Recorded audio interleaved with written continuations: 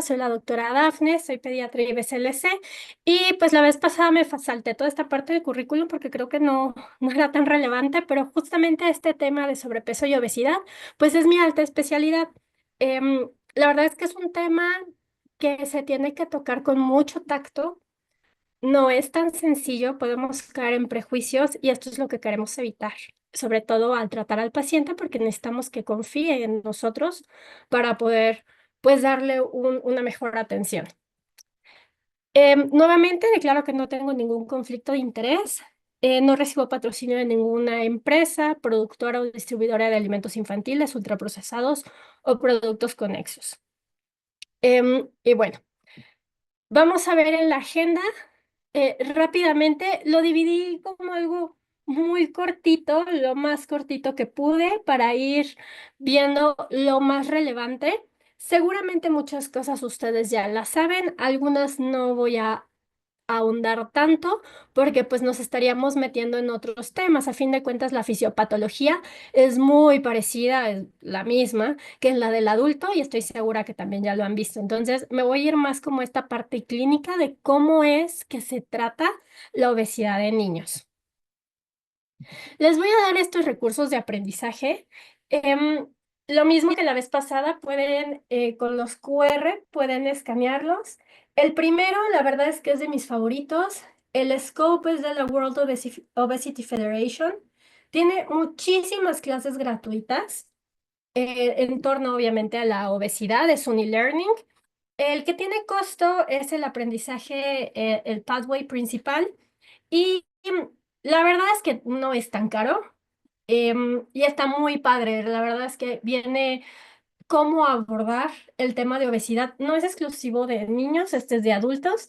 Tiene un pathway específico de obesidad infantil, pero la realidad es que es muy útil. La siguiente liga es del Pediatrics. De la Academia Americana de Pediatría, el año pasado sacó su guía de práctica clínica del abordaje y tratamiento de obesidad, entonces está muy bonita también. Luego de la Sociedad Española de Gastroenterología, es una calculadora pediátrica nutricional. Entonces, está muy padre. Yo sé que no siempre podemos tener a mano las gráficas para poder percentilar, entonces creo que es muy, muy práctica. Y la otra es una guía canadiense que está por salir este año. Esa es la guía por si quieren, el código QR, por si quieren registrarse para que les llegue una vez que salga, pero pues sale este año. Y la última es una guía que en lo personal a mí me gusta mucho y la vamos a ver para los laboratorios, porque viene una tablita súper completa, pero el artículo en realidad está muy, muy bonito, de la guía de endocrinología.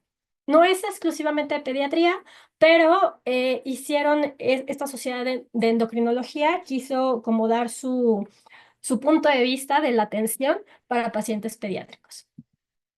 Vale, entonces...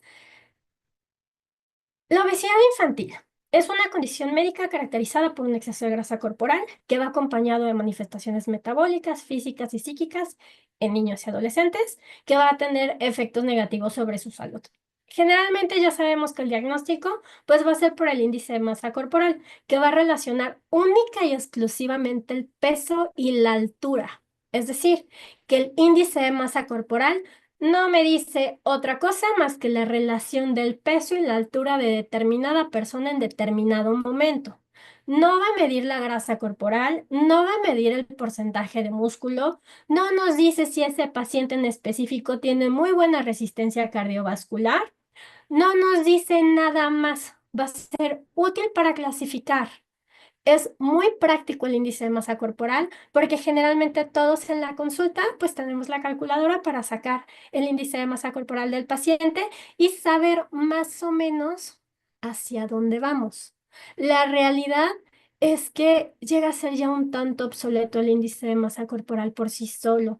Necesitamos a la hora de hablar de obesidad pues hablar de los porcentajes de la grasa corporal. No me voy a meter mucho en los porcentajes de grasa corporal y músculo, porque a fin de cuentas esto ya es como para especialistas. Sin embargo, que ustedes sepan que el índice de masa corporal solamente me va a ayudar en un inicio para detectar, clasificar, pero tampoco me va a hablar de riesgos. Vamos a tomar un enfoque no pesocentrista. En general, sobre todo en niños, el peso no es lo importante. No nos vamos a enfocar aquí. Acuérdense que estamos creando también niños que convivan de una manera saludable con su propio cuerpo, que aprendan a amarlo, a quererlo y a través de ahí a respetarlo y a tomar mejores decisiones. Pero ellos están aprendiendo a hacer esto. Entonces, importa e influye mucho cómo les hablamos. Entonces, el peso no es relevante, importan más otras cosas. De hecho, me adelanto un poquito, la meta en obesidad infantil, que ojalá también fuera la meta en los adultos, no es el bajar de peso. Tenemos que cambiar la idea, no es bajar de peso, es tener mejores hábitos de estilo de vida para alejarnos de las enfermedades y las complicaciones. Pero per se, el tener obesidad infantil no quiere decir que voy a tomar una dieta restrictiva y menos que voy a poner a ese niño en riesgo su crecimiento. Entonces, hay que cuidar mucho cómo hablamos. Es bien importante el uso de las palabras. Se ha observado que los prejuicios sobre las personas con obesidad son muy comunes, incluyen en el ámbito de la salud. Entonces, la realidad es que tenemos que tener mucho cuidado en cómo le hablamos porque nosotros no debemos de juzgar, debemos ganarnos el respeto y la confianza de la familia.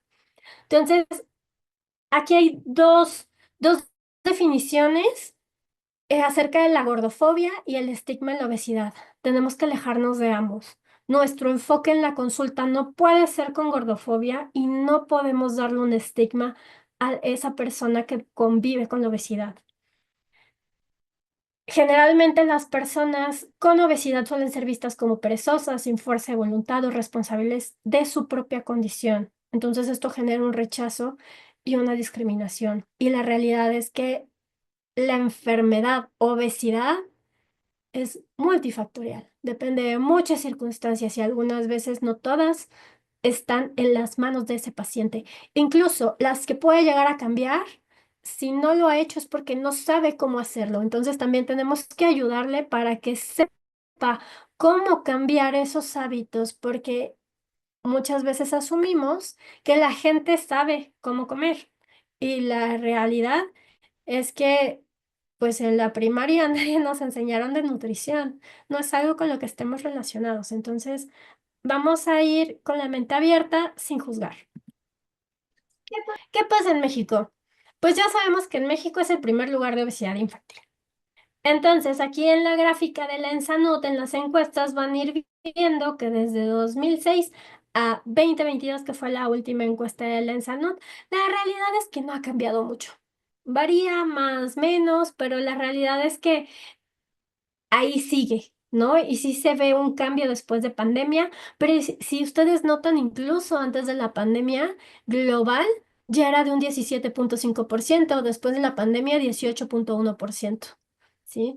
Entonces, es un problema desde hace muchos años, no es nuevo, pero el enfoque que debemos tomarlo es que sí está pasando y no está pasando de manera aislada. Existe la triple carga de malnutrición. En México convivimos con sobrepeso y obesidad, pero a la vez con desnutrición y deficiencia de micronutrientes, que se conoce también como el hambre oculta.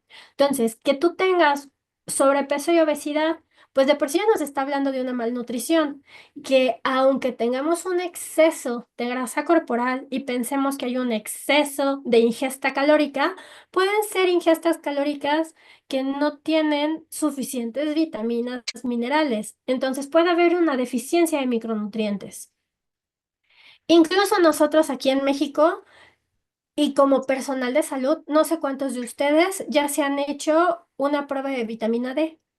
La vitamina D, desde pandemia nos hemos estado dando cuenta que la gran mayoría de la población mexicana tiene deficiencia de vitamina D. Y ahí yo me incluyo. El año pasado me hice la prueba y estaba en 12. Lo normal es entre 30 a 50. Entonces, la realidad es que todos estamos expuestos a tener esta deficiencia de micronutrientes. Entonces, ojo aquí, estamos conviviendo con estas tres. A pesar de que estemos viendo solo el problema de sobrepeso y obesidad en esta charla, deben de saber que el panorama en México, pues se convive con otros tipos de malnutrición. ¿Qué está haciendo México? Pues la realidad es que hay muchos programas de la lucha contra obesidad, unos recientes, unos no tan recientes, por ejemplo, el etiquetado frontal de advertencia. La realidad es que estos sellos no sabemos si realmente ahorita están sirviendo de un impacto o no. Yo creo que al inicio la gente se sorprendió que muchas de las cosas que parecían saludables tenían sellos. Pero la realidad es que no nos han enseñado cómo leer etiquetas.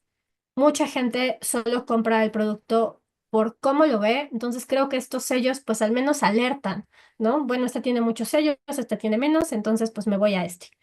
Idealmente tendríamos que aprender a leer etiquetas y entonces ver en los ingredientes si nos conviene o no nos conviene. Pero no creo que fue una buena estrategia, pero todavía falta para ver realmente si hay impacto. En marzo de este año, de hecho, no sé si han escuchado ahorita en la radio que ya se está hablando mucho de que se va a prohibir la venta de alimentos ultraprocesados en las escuelas.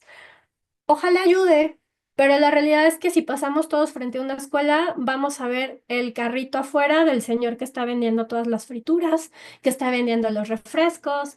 Entonces, aunque la misma escuela no lo venda, creo que pues no es suficiente. En todos lados podemos encontrar estos productos ultraprocesados. También la SEP está haciendo un monitoreo de la salud en los niños de educación básica en la primaria.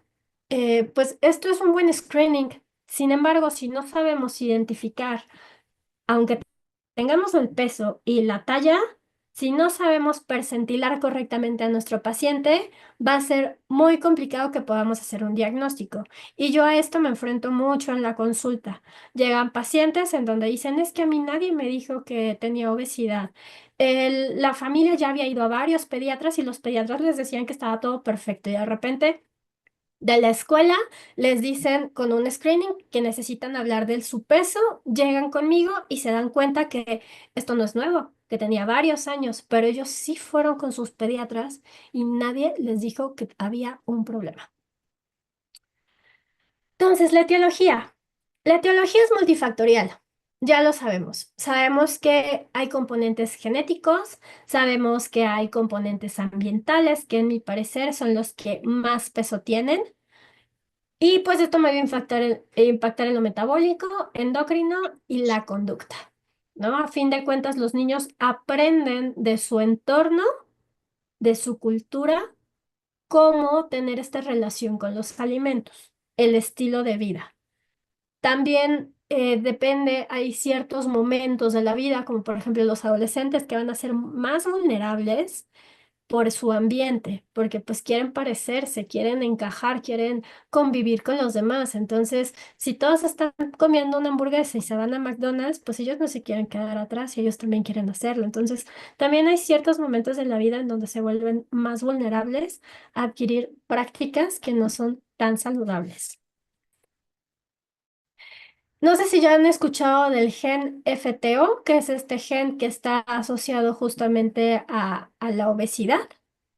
La verdad es que no hay mucho de momento, o sea, no me voy a meter en hablar de esto, pero si les interesa como que la genética, la realidad es que sí hay varias mutaciones y el que más he estudiado es este gen, el FTO. Hay factores de riesgo y hay factores desencadenantes. Algunos factores de riesgo ya los vimos en la clase pasada, como el bajo o el elevado peso al nacer, que me pueden ir condicionando a la obesidad. La restricción del crecimiento intrauterino con el crecimiento rápido postnatal también. Entonces, esta parte es bien importante y pensarlo. En estos primeros meses de vida, si el bebé ya nació con peso bajo o restricción del crecimiento intrauterino, muchas veces nos queremos apurar a que gane otra vez el peso, cuando la realidad es que tenemos 2 años para esta ganancia. No necesitamos apresurarnos, no necesita recuperar todo el peso que no ganó in útero los primeros 3 meses. Entonces, el crecimiento rápido postnatal también nos puede condicionar este factor de riesgo de sobrepeso y obesidad en la edad adulta. La ingesta elevada de proteínas y de energía en los primeros meses de vida, esto es bien importante con las fórmulas industrializadas.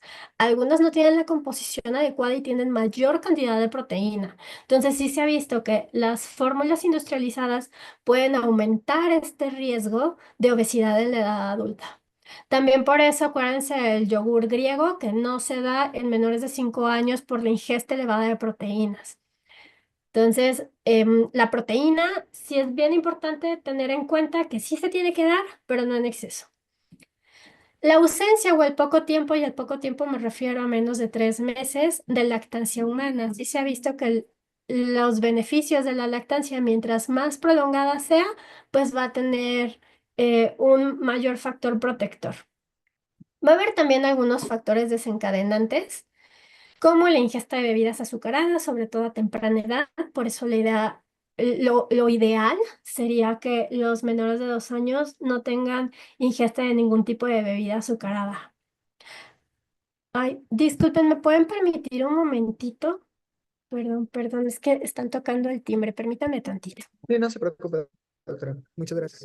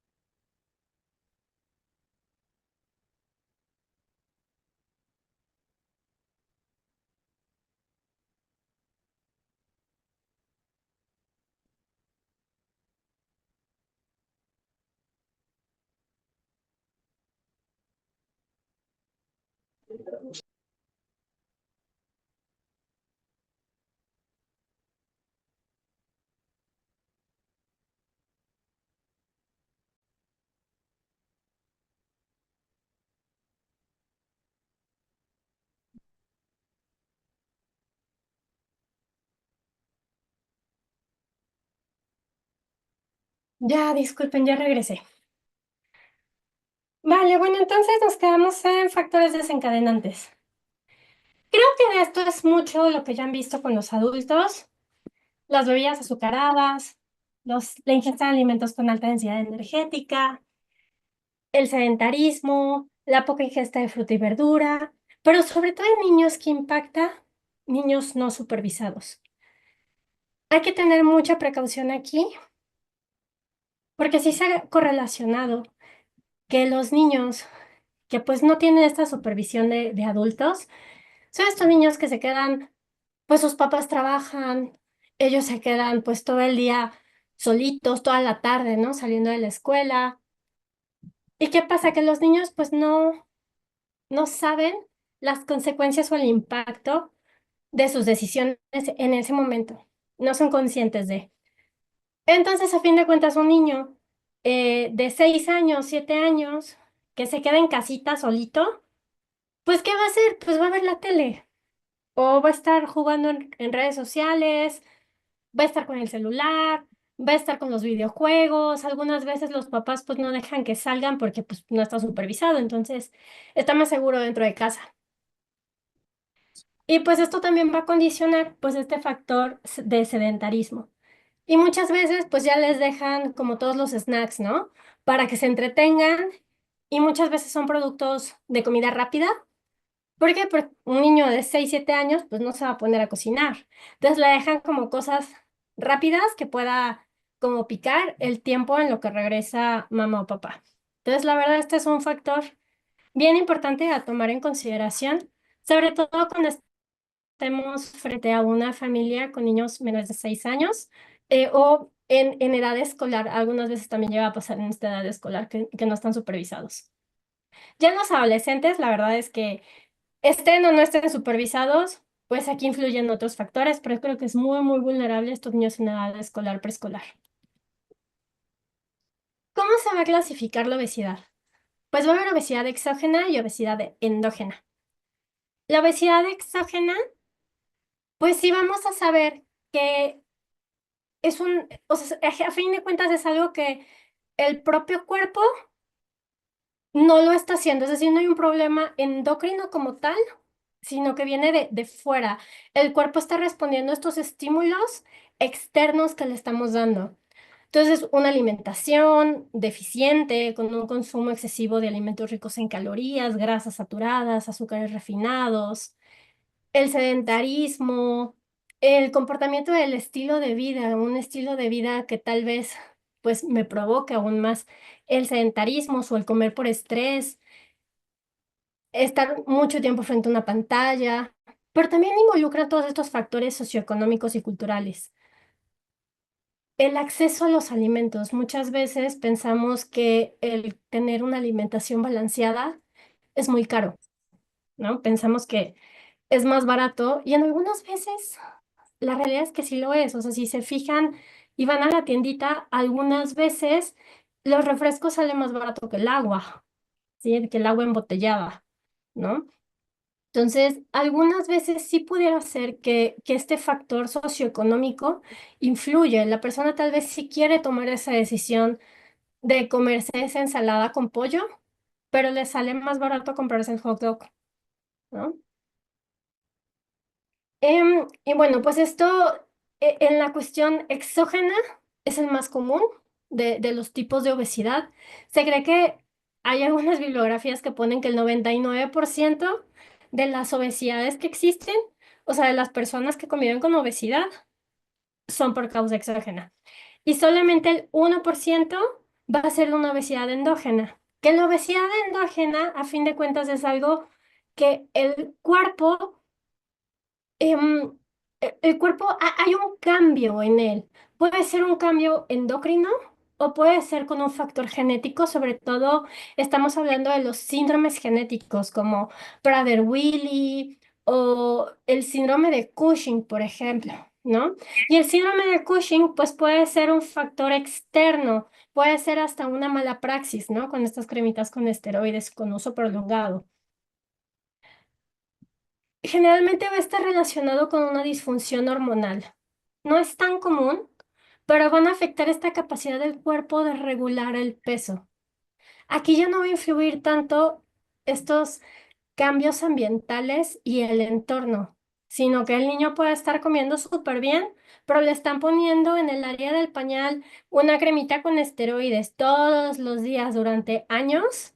Pues, ¿qué va a pasar? Que de repente pues vamos a tener un síndrome de Cushing, ¿no? Pero piensen que la obesidad endógena está muy relacionada a síndromes genéticos, pero también puede ser alguna lesión del sistema nervioso central, puede ser también hipotiroidismo, el ovario poliquístico, o sea, hay algo ahí, hay un trastorno que está haciendo que el cuerpo no pueda regular bien esa capacidad de procesar los alimentos y empieza a acumular mucha grasita.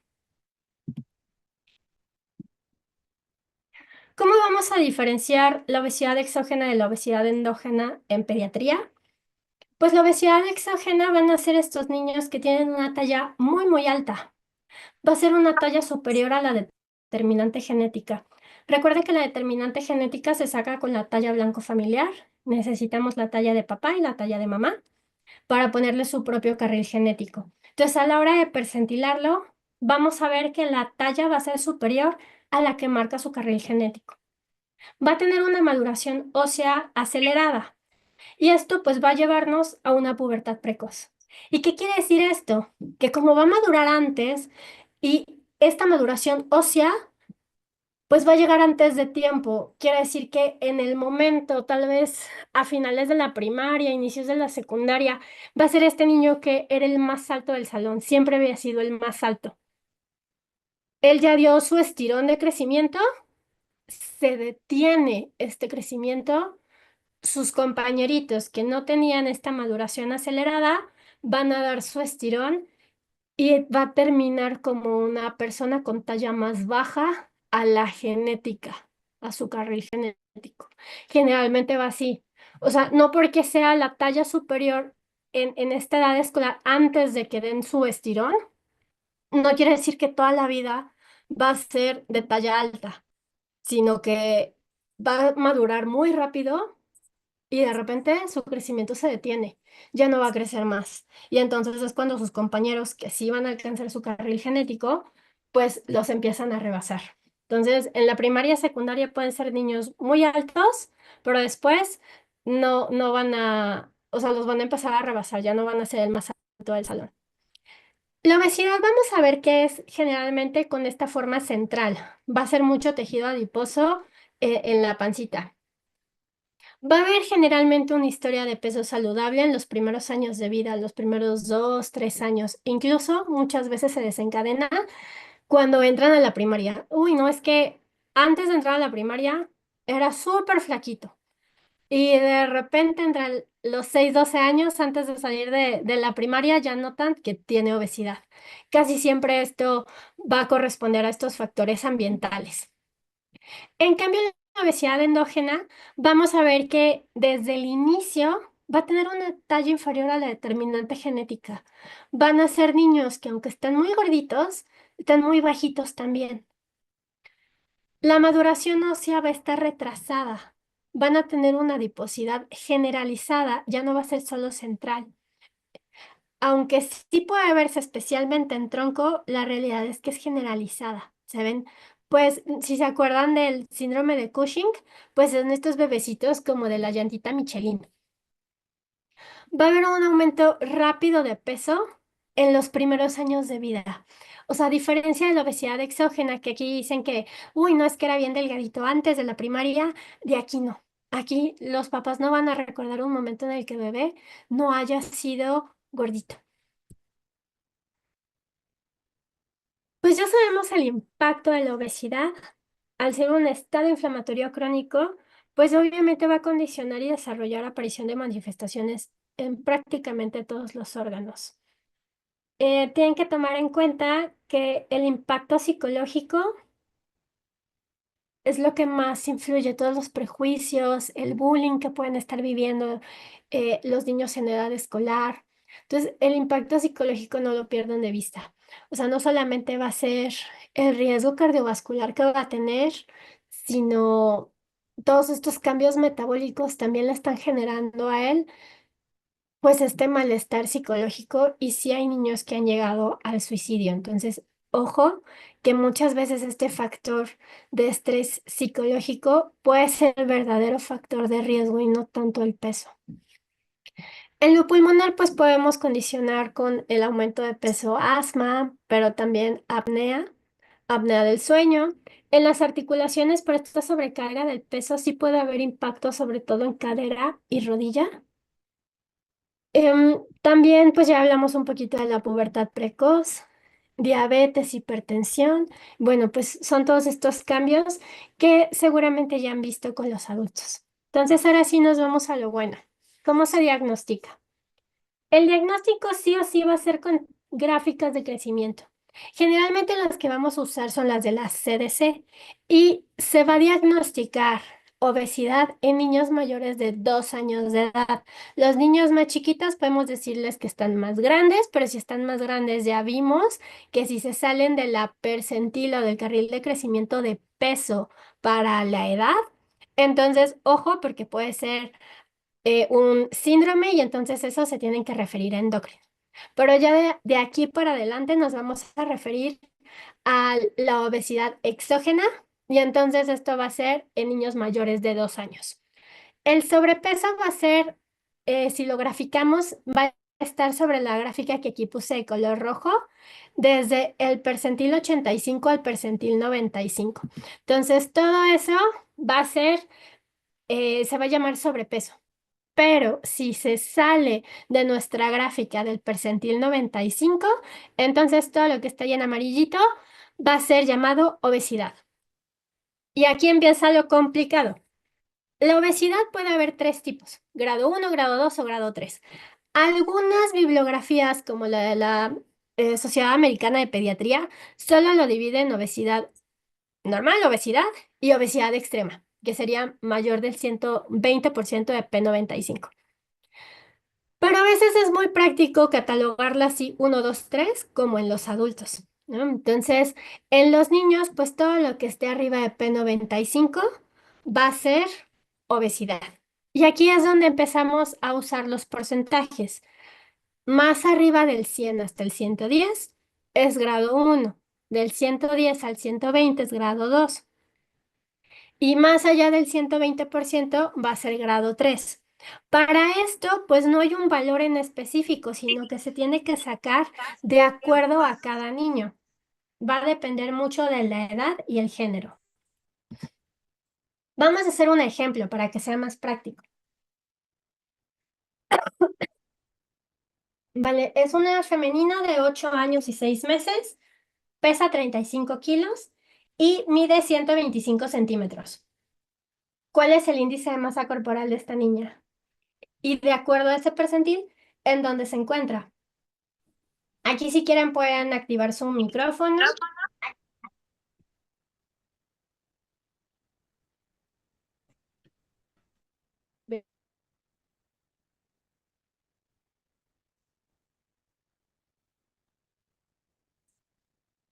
¿Alguien ya calculó el índice de masa corporal?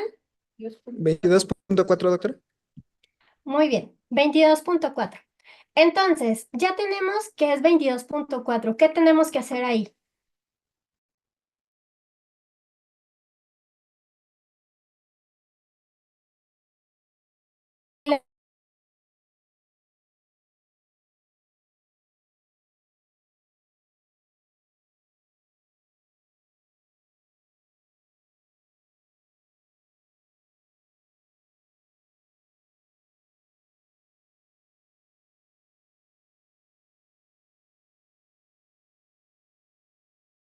Su 100%, ¿cuál sería? En este caso sería 21.2, que justo es donde queda la rayita, justo acá. Entonces, ahí donde queda la rayita, aquí vemos que es 21.2. ¿Y después qué hacemos? Pues una regla de 3. 21.2 es mi 100%. 22.4, que es el índice de masa corporal para esta niña, va a ser mi incógnita. Entonces, hacemos nuestra reglita de 3 y nos va a dar que es 105.6%. ¿Esto a qué nos va a corresponder?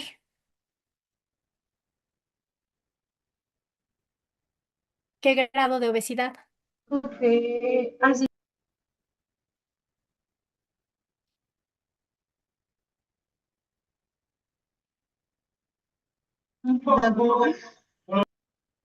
Grado 2.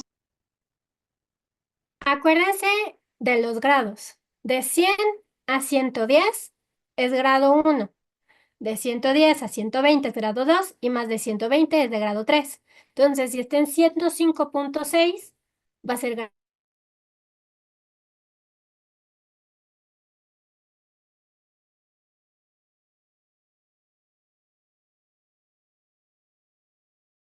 A veces de inicio puede ser que sea em, pues raro, porque no lo hemos hecho antes, ¿sí? Pero la realidad es que no está complicado.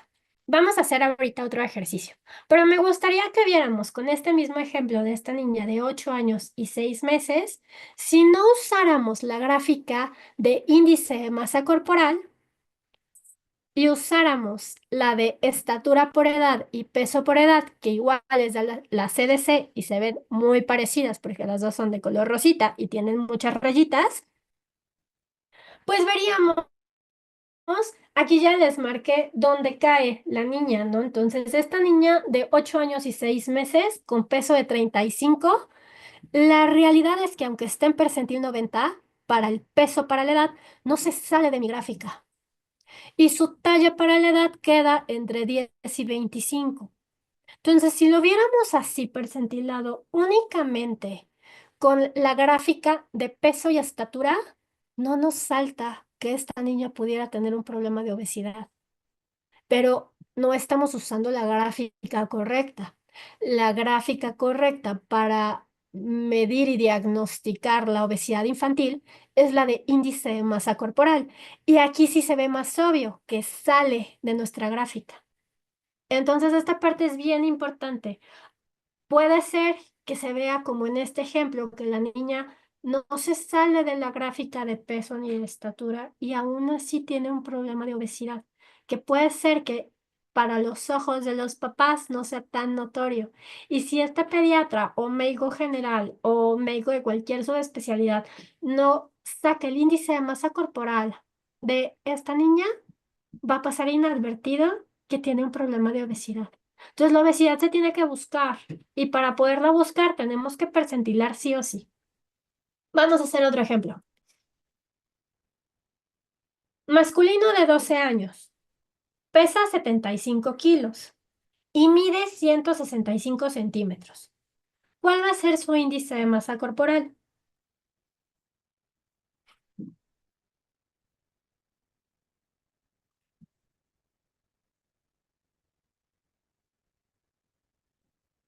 ¿27.5? Muy bien, 27.5. Entonces, lo siguiente, pues va a ser ponerle ahí su puntito en la gráfica. Aquí está en amarillo y podemos ver que efectivamente se sale de nuestra gráfica, ¿no? Lo siguiente que hay que hacer, entonces dijimos que es buscar cuál es su P95. Entonces aquí en la gráfica tenemos que bajarnos a donde está el P95, ¿no? ¿Dónde quedaría? Ahí justo en la rayita. Entonces en este caso el P95 es de 24.2. Y volvemos a hacer nuestra regla de 3 para saber de cuánto es el exceso o de lo que se sale de nuestra gráfica de P95. Entonces, 27.5% entre 24.2. Hacemos nuestra reglita de 3 y ya con eso vamos a saber cuál es este porcentaje. En este caso, es mayor de P95 por 113.6%. ¿Qué grado de obesidad tiene? ¿Es grado 2? Muy bien, es obesidad grado 2. Y aquí quiero que observen, ¿qué pasaría si pesara 80 kilos? No es mucho, ¿no? Son solo 5 kilitos. Que en realidad sí, si lo pensamos así, pues 5 kilos no es mucho. Si ya de por sí ya pesa 75, que le eche 5 más, pero el índice de masa corporal ahora estaría en 29.38. Y si hacemos nuevamente la reglita de 3 y cambiamos el 27.5 por el 29.38, pues vamos a ver que ahora queda en 121.42%. Es decir, que ahora nos daría obesidad grado 3 o obesidad extrema, solo con 5 kilos. Y al contrario, si este niño creciera, diera su estirón y se va manteniendo el, el peso, se queda igual, pero crece 10 centímetros, pues entonces el índice de masa corporal va a bajar a 24.4, que prácticamente nos va a quedar en P95. Va a ser solo una obesidad grado 1. Entonces quiero que piensen en cómo van cambiando los grados de obesidad de acuerdo al peso y la talla. Y por eso en niños lo importante aquí no es que pierdan peso, es que lo mantengan. Si mantienen el peso, la ventaja que tienen en contra de los adultos, pues es que los adultos no van a seguir creciendo, no van a ir ganando altura, pero los niños sí.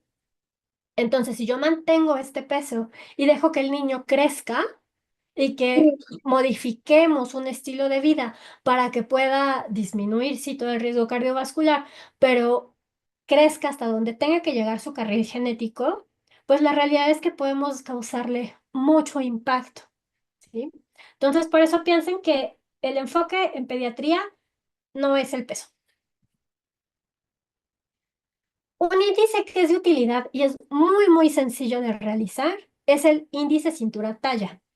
Entonces, la fórmula es la circunferencia de la cintura entre la talla o estatura, que de hecho también funciona en adultos. En niños, la realidad es que es mejor medir la cintura y hay gráficas especiales para la cintura. Pero como tip rápido para consulta, La realidad es que funciona muy bien para medir el riesgo cardiovascular. Si es mayor a 0,5, quiere decir que hay un riesgo. Si no se pasa de 0,5, pues entonces estamos bien.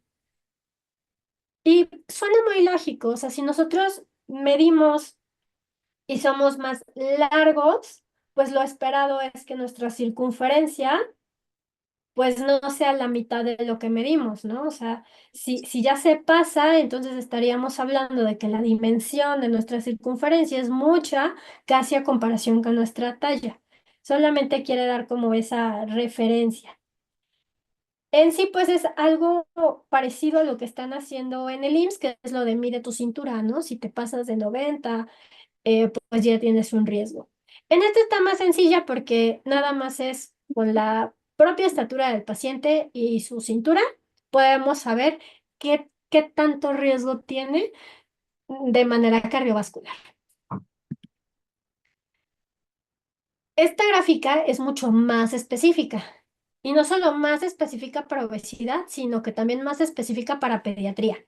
La escala de Edmonton originalmente es de adultos, pero se hizo una adaptación para pediatría. Y tiene muchísimo más valor la escala y estadificar a nuestro paciente con obesidad infantil, con etapa 0, etapa 1, etapa 2 o etapa 3, de acuerdo a esta escala de Edmonton, para medir su riesgo de qué tanto riesgo tiene. O sea, no me influye tanto si tiene obesidad grado 2, pero tiene una etapa 0 de escala de Edmonton. Quiere decir que no tiene riesgo, entonces estamos bien. Pero si es una obesidad grado 1 que ya tiene una etapa 2 de la escala de Edmonton, cuidado, porque entonces este niño tiene mucho más riesgo de complicaciones. Lo bonito de la escala de Edmonton es que nos va a ver 4 esferas: la mental, lo metabólico, mecánico, y esta ya es canadiense, entonces milieu, que va a ser más o menos como el medio social en donde se encuentra, ¿no? Entonces, la verdad es que sí involucra todos estos factores multifactoriales que tiene la obesidad. O sea, no se va a enfocar solo en el riesgo cardiovascular, sino en todo el sistema, en todo el cuerpo. Aquí también les dejo la referencia de dónde pueden encontrar la escala de Edmonton, pero la realidad es que esto es lo ideal para poder valorar el riesgo real que tiene la obesidad. Ya sabemos que al igual que los adultos, pues los niños pueden llegar a generar síndrome metabólico, ¿no? Las comorbilidades metabólicas generalmente en medicina son las que más nos importan, pero ya vimos que no son las únicas y no hay que perder ese ojo y ese enfoque. El niño es un todo, no solamente es un niño que puede llegar a generar hipertensión, diabetes, dislipidemia o hígado graso. Pero bueno, como estamos en una clase de medicina, pues ¿cómo voy a detectar estas comorbilidades en mi paciente? No es necesario que se aprendan todos estos números. Les dejo nuevamente el código QR, es el artículo de la Sociedad de Endocrinología, es una guía de práctica clínica aplicada para pediatría desde este enfoque endocrino. Entonces ellos pues nos dan ciertos valores. Si pensamos en que nuestro paciente puede tener una condición de prediabetes, entonces, ¿qué tenemos que hacer? Checar la hemoglobina glucosilada. No es tan específica, puede ser no tan buena en pediatría, pero al menos para de primer contacto es un buen enfoque tener una hemoglobina glucosilada.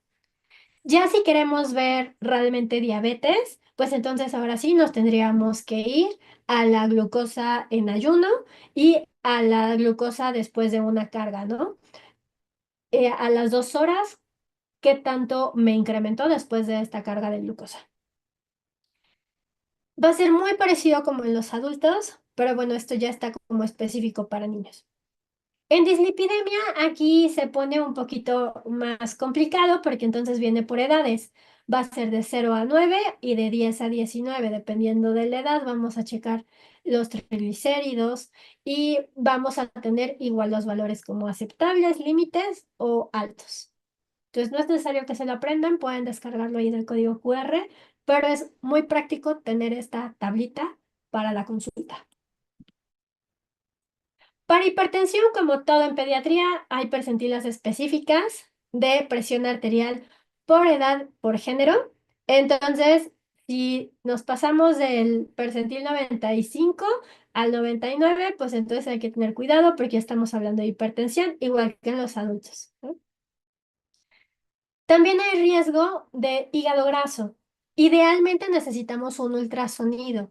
El problema es que es observador dependiente. Entonces no es tan fácil encontrar personal capacitado que haga ultrasonido de hígado en niños y que pueda reconocer y estadificar la clasificación de hígado graso. Entonces, de manera como en los laboratorios, de manera rápida, pues podemos ver con la ALT y aquí sí depende del género. En apnea obstructiva del sueño y en síndrome de ovario poliquístico, pues no se ponen tan de acuerdo, entonces es referir, ¿no? Pero a fin de cuentas, si notamos que hay algo que esta persona no está durmiendo bien, pues entonces tenemos que referir. Si vemos que esta persona pudiera tener la testosterona alta, entonces pues podríamos mandarlo con la gine para que pueda saber si hay un síndrome de ovario poliquístico asociado. Y con cualquier historia positiva de enfermedad mental, pues tenemos que mandar con psiquiatría. Ahora sí nos vamos a meter en el enfoque y ya casi acabamos. El enfoque, me encanta el enfoque de la Sociedad Americana, Canadiense, perdón, de obesidad. Esto es para adultos, todavía no sale la guía canadiense para niños, pero la realidad es que el enfoque es muy bonito. ¿Por qué? Porque primero que llega una persona con nosotros, una familia, en donde observamos que el niño tiene obesidad, primero hay que pedir permiso. No se puede llegar y decirle, ay, ¿qué cree? Que creo que su hijo tiene obesidad. Pues eso puede ser muy invasivo. ¿Qué tal si el niño venía por gripa y de repente ya va a salir hasta con una dieta? Pues la realidad es que eso puede ser, puede romper la confianza que tiene esta familia en nosotros. Entonces hay que pedir permiso para hablar del peso. ¿Cómo pedimos permiso? Podemos preguntarle, disculpen, ¿les preocupa el peso de su hijo? ¿Han pensado o les preocupa la salud de su hijo? ¿Les parece bien si platicamos del peso de su hijo? Hay que evitar hacer juicios. Si nos dice que no, pues entonces tal vez la familia no está dispuesta a hacer un cambio. Hay que ver cómo está el ambiente. ¿La familia está lista para que hablemos del tema? Puede que no lo esté. Y si no lo está, pues ¿para qué nos desgastamos? Va a llegar un momento, ojalá, esperemos, haciendo conciencia, pero ganándonos la confianza de esta familia para que en algún momento ahora sí ya nos permita hablar del peso. De ahí, pues hay que hacer una evaluación y clasificación. Entonces, con la escala de Edmonton podemos ver las 4 M's de la obesidad y entonces estadificamos en qué estadio está, si es estadio 0, 1, 2 o 3, viendo pues todos los aspectos, mental, mecánico, metabólico y medio social. Ya de ahí, pues entonces podemos ahora sí aconsejar a esta familia y platicarles de los riesgos que pueden existir. Esto basándonos en la escala de Edmonton, porque los riesgos están más relacionados a la estadificación que al propio índice de masa corporal. Y hay que pensar que los cambios siempre tienen que ser sostenibles para esta familia. No podemos pedir milagros. O sea, una de las metas no puede ser que el niño baje 10 kilos en una semana, ¿no? Ya que platicamos acerca de los riesgos que existen y empezamos a aconsejar qué necesitaría esta familia, que si necesita valorarse por un pediatra, por un endocrino, y necesitamos mandarlo con la nutrióloga, aconsejarle, pero entonces también hay que identificar qué patrones de conducta y barreras existen. Para esto, para poner nuestras metas, pues necesitamos observar con nuestra historia clínica estos patrones de conducta y llegar a la raíz del problema. No va a ser tal vez tan importante mandarla directo a la nutrióloga si el patrón de conducta que tiene va a ser una conducta de alimentación por atracón. Ahí entonces, ¿qué necesitamos? Primero, pues que la familia vaya con psicología, ¿no? Que les ayude a tener una mejor relación y una mejor conducta con el alimento. Entonces nos podemos esperar la intervención de la nutrióloga. Entonces, aquí hay que identificar, no podemos ponerle muchas metas ni decirle tanto o querer abordar demasiado. Acuérdense que la intervención de la obesidad siempre va a ser pensando a largo plazo. Entonces, agendamos en ese momento el seguimiento, acordando cambios de conducta. Con la familia vamos a acordar qué es lo que está pasando. Vamos a ver si esta familia lo que necesita es tal vez mejorar la autoestima, tal vez es mejorar la imagen corporal, tal vez esta familia lo que necesita va a ser mejorar la calidad de sueño. Siempre vamos a hacer acuerdos de acuerdo al contexto y el éxito se va a medir en salud, no en kilos, sino en una báscula. El objetivo entonces del tratamiento va a ser mejorar estilo de vida y mejorar la salud. No nos vamos a medir en alcanzar un índice de masa corporal ideal, tampoco vamos a... Ay, perdón, ¿hay alguien con el micrófono abierto? ¿Lo podrá cerrar? Señora, tengo hasta diciembre, después del 18 de diciembre. Compañero Jesús, ¿crees que pudieras apoyarnos cerrando tu micrófono, por favor? Gracias. Gracias. Ya casi acabamos, ¿vale? Entonces, nos vamos a enfocar en mejorar estilo de vida, mejorar la salud. No nos vamos a basar en el peso y no nos vamos a basar en el índice de masa corporal ideal. No existe un ideal. Es como si yo les dijera a ustedes que todos, simplemente por el hecho de ser adultos entre 25 y 27 años, tienen que pesar 50 kilos y tienen que medir 1,80. Pues por supuesto que no lo van a lograr, hay una gran diversidad de cuerpos. Entonces, la meta no va a ser un peso, la meta no va a ser llegar a determinada talla más que la del propio carril genético de este paciente y por ende no va a haber un índice de masa corporal ideal para la familia. El tratamiento debe ser fomentar un estilo de vida saludable, atacar las causas de raíz y muchísima paciencia porque los resultados son a largo plazo. Tal vez llegue esta familia con un niño o una niña de 7 años y vamos a empezar a ver realmente un cambio en su peso al año, 2 años. Y eso va a ser poco a poco conforme vaya creciendo, ¿sí? Pero ¿qué pasa? Que seguramente antes de ese cambio en el peso podemos empezar a notar que la niña se desenvuelve mejor en la escuela, que come mejor, que tal vez tiene un mejor patrón de sueño, que ya tiene más amiguitos, que ya se le nota más feliz, que ya no se tiene que esconder para comer. Podemos notar que la familia está más unida, que la familia empezó a tener más actividades físicas y en lugar de irse el fin de semana al cine, ahora se van al parque, se van de campamento, se van de un viaje a caminar por el bosque. O sea, el éxito se va a medir de muchas maneras distintas, no necesariamente en el peso. Para que nosotros podamos darle una meta al paciente, y esto idealmente deberíamos de saberlo todos, esto es de nutrición, pero yo creo que debería ser para todo, incluso para nuestras propias metas. La meta que ustedes quieran, la meta que ustedes se propongan, el objetivo que sea, necesita ser específico. Necesitamos decirle qué. Necesitamos medirlo, cuánto. Necesita ser alcanzable. Necesitamos tener los medios de cómo hacerlo. Necesita ser realista con qué lo vamos a alcanzar y a tiempo. ¿Cuándo lo vamos a alcanzar? Entonces, una meta muy sencilla puede ser, por ejemplo, bueno, sencilla, pero tal vez para el paciente sea algo abismal y sea un cambio y sea algo difícil, ¿no? Pero, por ejemplo, esta familia siempre consume una Coca-Cola de 2 litros a la hora de comer. Entonces, ¿qué hacemos? Tal vez ya sabemos que el problema va a ser el refresco. Entonces, ¿cuánto? Si toma 2 litros, tal vez la meta pueda ser solo tomar 1 litro. O tal vez la meta pueda ser cambiarlo a agua, ¿no? En lugar de refresco, nos vamos drásticamente a agua. O tal vez esta familia lo que quiera sea irle rebajando de poquito a poquito. Entonces vamos poniendo una meta. Si esta familia toma Coca-Cola 2 litros al día, pues para la siguiente semana vamos a intentar que sea 1,5 litros y la siguiente semana que sea solo uno y entonces al mes ya llegamos a cero, ¿no? ¿Va a ser alcanzable? ¿Cómo?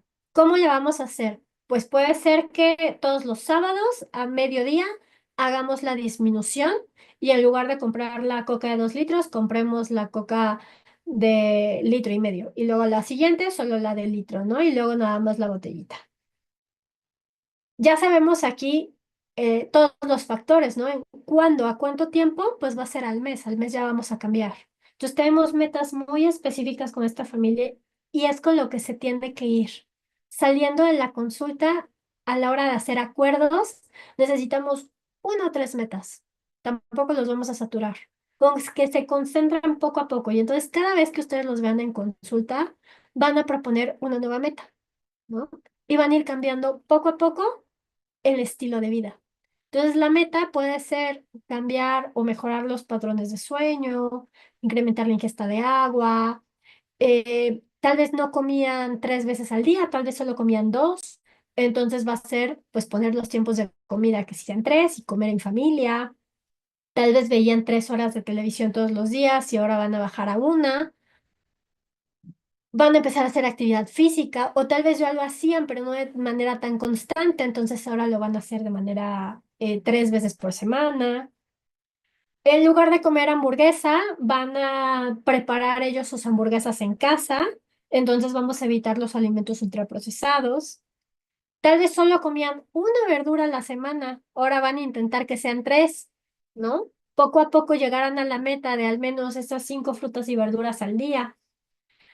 Tal vez la familia en lo que se necesita enfocar primero es en su salud mental. Entonces, tal vez esta familia necesita sentarse a platicar. Tal vez esta familia necesita acompañamiento por un psicólogo. Tal vez esta familia necesita, para mejorar su salud mental, salir a caminar todos los días como familia. O sea, va a haber muchas metas distintas para mejorar este estilo de vida y eso es en lo que nos tenemos que enfocar. Hay que alejarnos lo más que se pueda de la cultura de dietas. La cultura de dietas va a ser este conjunto de ideas que priorizan la delgadez sobre la salud. Son todas estas dietas milagro que prometen que puedes bajar de peso en una semana y que vas a bajar 10 kilos, ¿no? Todas estas dietas milagro, la realidad es que no las vamos a fomentar. Acuérdense que no nos vamos a enfocar en el peso. No es lo que queremos. No queremos una persona delgada. Queremos una persona feliz y saludable. Les recuerdo el plato de buen comer, lo vimos en la clase pasada, pero es bien importante que si hay un plato de buen comer como para niños, en donde sí se incluya frutas, vegetales, pero también los granos integrales, la proteína saludable, mantenerse activo y tomar agüita. Hay ciertos cambios que la familia puede hacer, que incluso ustedes pueden hacer. Tal vez les encanta tomar refresco, pues pidan agua mineral, va a tener menos azúcar. No va a tener azúcar, pero va a seguir siendo burbujeante, ¿no? Tal vez les gusta mucho comer hamburguesas, pero entonces en lugar de salir a McDonald's o a cualquier restaurante a comprarse una hamburguesa, prepárenlas en casa, preparen desde cero la carne, ¿no? Probablemente va a seguir teniendo más calorías, pero va a ser más saludable. O sea, siempre preferir el comer en casa y nosotros preparar los alimentos, pues vamos a llegar a tener esa versión más saludable. Entonces, hay que pensar fuera de la cajita. Hay que ver cómo podemos ayudar a esta familia a hacer cambios. El manejo multidisciplinario, en general en obesidad, se va a ver así. No solamente va a ser guiado por un pediatra, necesitamos el apoyo de un endocrino, de un psicólogo, del nutriólogo, muchas veces de un fisioterapeuta, porque si ya hay impacto o dolor articular, pues entonces por este dolor articular no va a poder ir a hacer ejercicio o desempeñar actividades, entonces primero tendremos que rehabilitar.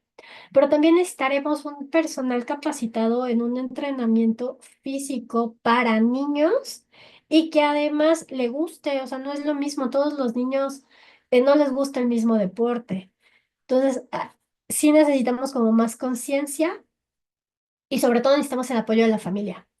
Si no nos apoya la familia, la realidad es que nada de esto se va a lograr. Entonces necesitamos, antes que nada, ganarnos esa confianza y ese apoyo de la familia. Y pues muchas gracias. No sé si ahorita queden dudas.